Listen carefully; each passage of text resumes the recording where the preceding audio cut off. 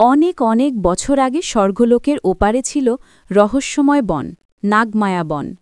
রাত নামলে জেগে উঠত কালনাগিনী। তার চোখ লাল রক্তের মতো জ্বলত, আর বিষে মুহূর্তে মৃত্যু নিশ্চিত।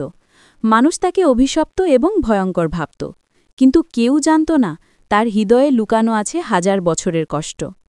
মানুষের লোভে একদিন তার পুরো পরিবার মারা যায়, আর সে একা বেঁচে যায়। সেই দিন থেকেই সে প্রতিজ্ঞা করে সে আর কখনো মানুষকে ক্ষমা করবে না। প্রতিশোধের আগুনে সে অন্ধকারের সবচেয়ে ভয়ঙ্কর রূপ হয়ে ওঠে। এক রাতে মাটিতে নেমে আসে অদ্ভুত লাল আলো। আলো থেকে আসে লাল পরী, যার চোখে ছিল শুধু দয়া ও শান্তি। সে নরম কণ্ঠে ডাক দেয়, কালনাগিনী, আমি তোমাকে শেষ করতে আসিনি, আমি এসেছি তোমার কষ্টের অবসান করতে। নাগিনী ক্রোধে সামনে এসে বলে, সবাই আমাকে শেষ করতে চায়, তুমিও এসেছো একই উদ্দেশ্যে।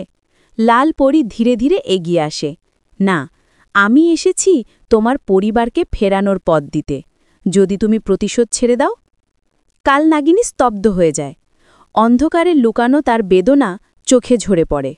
লাল পরী আকাশে ছড়ি তোলে, খুলে যায় সময়ে দরজা, আর দেখা যায় কালনাগিনীর পরিবার। সে ঝাঁপিয়ে পড়ে তাদের জড়িয়ে ধরতে চায়, কিন্তু দরজা মাত্র কয়েক মুহূর্তের জন্য খোলা থাকে।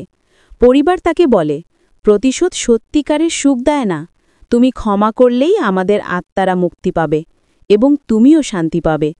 সময়ে দরজা বন্ধ হয়ে যেতে থাকে। কালনাগিনী কেঁদে বলে, আমি প্রতিশোধ ছাড়ছি, আমি কাউকে আর আঘাত করব না, শুধু তোমরা শান্তি পাও। সময়ে দরজা বন্ধ হয়ে যায়, বন নিস্তব্ধ।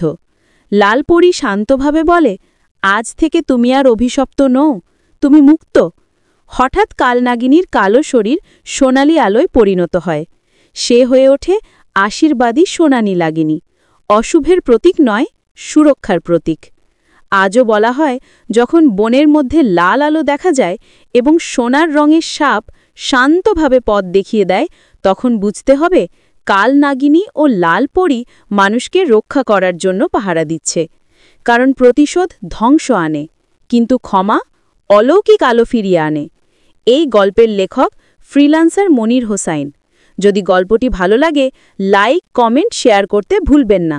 আর হ্যাঁ, সাবস্ক্রাইব করে সাথে থাকুন।